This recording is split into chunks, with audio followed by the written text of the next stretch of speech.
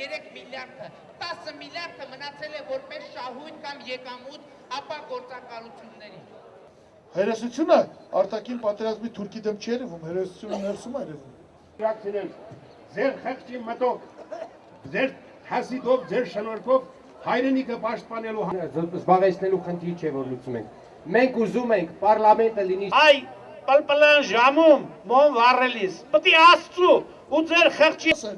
ունենալով հիանալ ինքերեն Ղարաբաղում, ձեր սովորությունները տարեք Ղարաբաղ։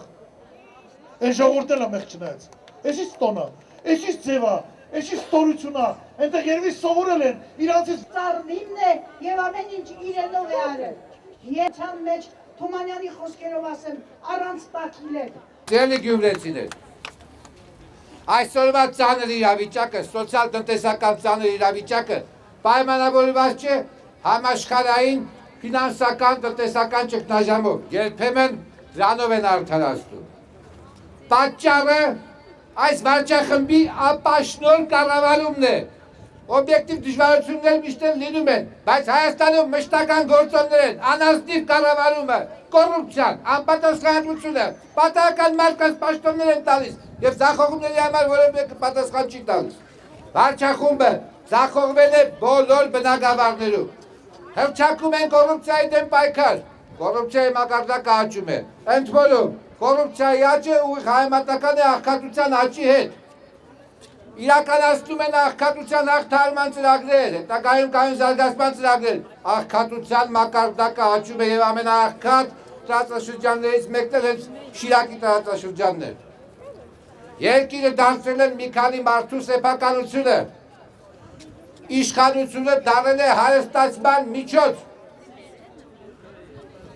եւ հստակ ցույց են տվել, որ իրենց բոլորովին իշխանությանը չեն հուզում ժողովրդի հոգսերը եւ այս վիճակին հասնելուց հետո էլ խոսում են փոփոխություններից, խոսում են արդար ընտրություններից, բայց դուք շատ լավ գիտեք, առավելագույնս օգտագործում է վարչական ռեսուրսը, վարչական լծակները, իշխանական լծակները, խոսում են զարգացման մասին, մի խումբ մարդկանց հարստացումը դա զարգացում չէ, իսկ երկիրը աղետալի վիճակում է, եւ այս երկրին պետք են փոփոխություններ, անհրաժեշտ են փոփոխություններ, ամենուր մարդիկ պահանջում են, ամենուր ասում են մի բան արեք, փրկեք ինչքան կարելի է, այդ անելը եկեք սկսենք մայիսի 6-ից, մայիսի 6-ին կոչ եմ անում, քվեարկել, մասնակցել, քվեարկել Հայ ազգային կոնգրեսի օգտին, Հայ ազգային կոնգրեսի մեծամասնական թեկնածուների օգտին, հավատացեք, Հայ ազգային կոնգրեսը ունի համապատասխան ներուժ, ունի քաղաքական կամք, ի վիճակի է, ձեր աջակցությամբ իհարկե, մեր ժողովրդի աջակցությամբ երկիրը դուրս բերել այս վիճակից։ Ծրագրեր կան, բանիմաց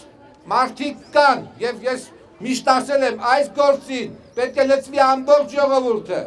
բոլոր ազնիվ մարդիկ։ Հիմա ես չեմ ուզում բարամասը խոսել այդ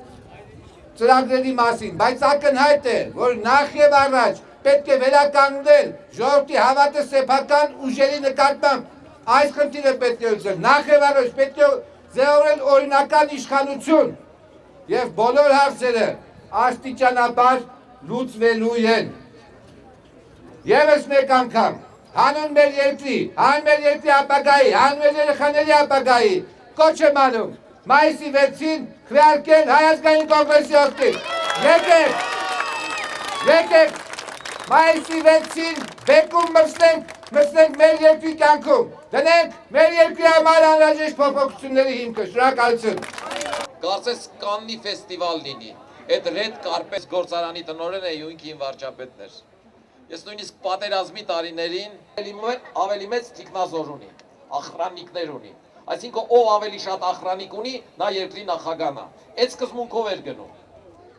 Ու որ գնում էր ժամերով չէր վերցնում։ Այս իշխանություններն էլ են կրկնում այդ միտքը, ամեն ընտրությունից առաջ 3-ի մայկատ ռուսիկա հագնեք, իշտոյան չեք դառնա։ Դրանով չի փոխվում ախր։ Այդ շատ պարզ ու պրիմիտիվ է։ Ժողովուրդը ընտրի իր իշխանավորին, լավ թե վատ ինքը ընտրի։